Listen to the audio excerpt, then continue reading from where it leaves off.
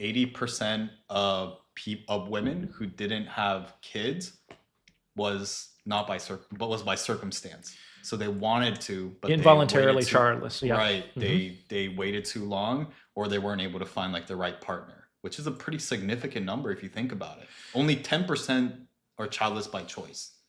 Yes, I've read that same statistic. I think I've talked about that on an episode. It just takes longer to do this than most people think. I mean, we don't like to talk about it, but I mean, really, I think you should date for a 1 year minimum before you decide to marry somebody or to reproduce with them. You know, obviously people do what they're going to do, and there might be exceptions from time to time, but 1 year seems like the minimum due diligence for a lifetime commitment. Most people take longer. And then,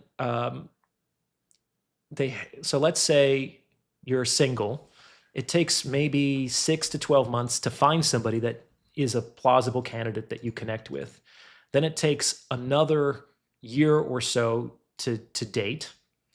And if that doesn't work out, it's not like your heart is made of Teflon and you're just going to get right back on the dating scene the next day to be able to make yourself emotionally available to a new potential partner. So you generally have to spend some time grieving and getting over the previous relationship. So like it can take 5 years to get like one really good chance.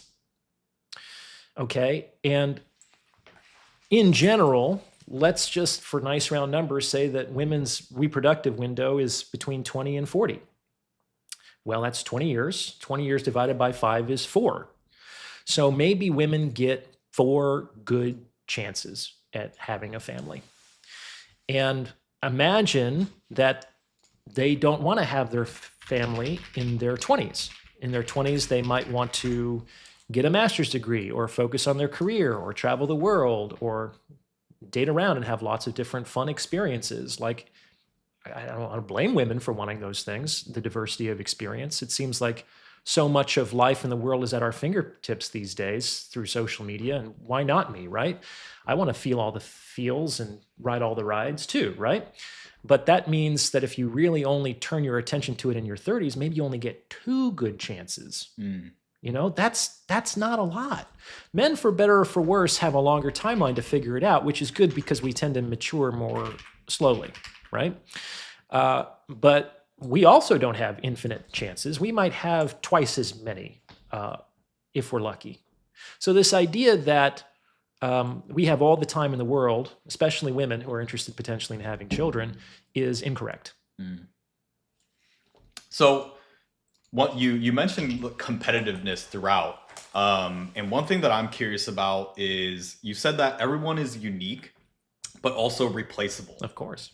Can you elaborate on that? Well, it's one of the paradoxes of human relationships, whether they're romantic or professional, is, the world is not going to fall apart if one person dies or loses their position. And thank God that's what allows civilization and businesses and individuals to persevere through time. Like we don't want everything to fall apart. We don't want one person to be that important that in their absence, nothing can proceed, right? So like we're going to get a new president pretty soon, right?